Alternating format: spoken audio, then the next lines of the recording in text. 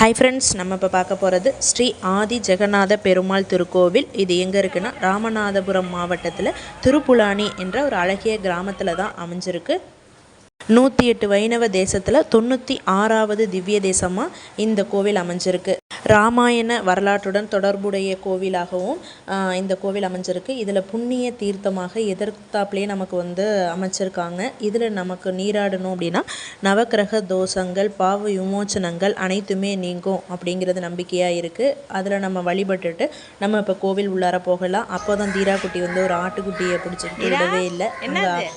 ஒரு அழகான ஒரு 4 தூண் மண்டபமும் அந்த தீர்த்த குளத்தில் அமைஞ்சிருக்கு. நம்ம இப்போ பிரகாரத்துக்கு உள்ளார போகலாம்.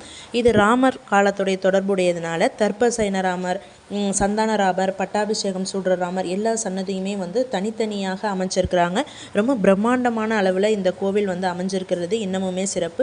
இதில் அமர்ந்த கோலத்தில் கற்பகிரகத்தில் ஆதி ஜெகநாத பெருமாள், இன்னொரு பெயர் கல்யாணராமர். இந்த கோவிலுக்கு வரவங்களுக்கு பிள்ளை வேண்டி வரவங்களுக்கும் பிள்ளை பாக்கியம் கிடைக்கும்னு திருமண தடை நீங்கிறதுக்கு உள்ள கோவிலாகவும் இந்த கோவில் அமைஞ்சிருக்கு. அதனாலேயே பெயர்லேயே கல்யாண ஜெகநாதர்னு பெயர் கொண்டு இருக்கிறாரு. இந்த கோவிலில் தான் பெருமாளுக்காக அமர்ந்த கோலத்தில் என்று தனி சன்னதியும், சயன கோலத்தில் என்று தனி சன்னதியும், தனித்தனியாக மொத்தம் பெருமாளுக்கென்றே 4 சன்னதிகள் கூடிய கோவிலாக இந்த கோவில் அமைஞ்சிருக்கு. நம்ம அடுத்ததாக பார்க்க போகிறது கல்யாணவள்ளி தாயார். அதற்கு இன்னொரு பெயர் பத்மாசனி தாயார் சன்னதின்னு வச்சுருக்காங்க.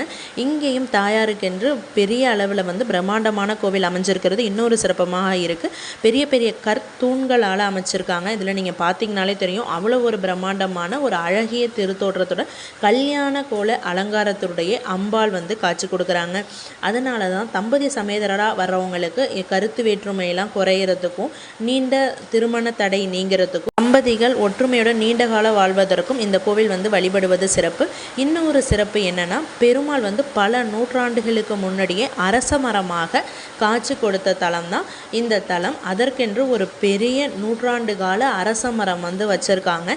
இங்கே தாலி கட்டுறாங்க. தொட்டிலும் பார்த்திங்கன்னா நிறையா இருக்கும். நாகருக்கென்று தனி சன்னதியாகவே பார்த்திங்கன்னா பல ஆயிரக்கணக்கான அந்த சிலைகள் வாங்கி வச்சுருக்காங்க. திருமணம் கைகூடணும் அப்படிங்கிறவங்க வேண்டிக்கிட்டு அந்த நாகர் சிலையும் வச்சுருக்காங்க. அரச மரம் அவ்வளோ பிரம்மாண்டமான அளவில், இதில் நீங்கள் பார்த்தீங்கனாலே தெரியும் விருட்சம் எவ்வளவு அழகாக வளர்ந்துருக்குன்னு. அதில் மஞ்சள் குங்குமம் சாத்தி அதற்கு வேண்டிக்கிட்டு பலவிதமான நேர்த்தி கடன்கள் இந்த கோவிலில் செய்கிறாங்க. இதுதான் நம்ம இப்போ பார்க்குறது. அதில் தொட்டிலே அவ்வளவு கட்டி அந்த மரமே அந்த கிளை ஃபுல்லாகவே வளைஞ்சிருக்கு. அந்த அளவுக்கு இந்த கோவிலுக்கு வந்தால் கண்டிப்பாக குழந்தை பேரும் கிடைக்கும் அப்படிங்கிறது ரொம்பவே நம்பிக்கையாக இருக்குது. நம்ம அடுத்ததாக பட்டாபிராமர் சன்னதி பார்க்க போகிறோம். அதற்கு முன்னதாக நம்ம ஆண்டாள் சன்னதியை நம்ம பார்த்துட்டு வரலாம். ஆண்டாள் இல்லாத கோவிலே நம்ம இல்லைன்னே சொல்லலாம்.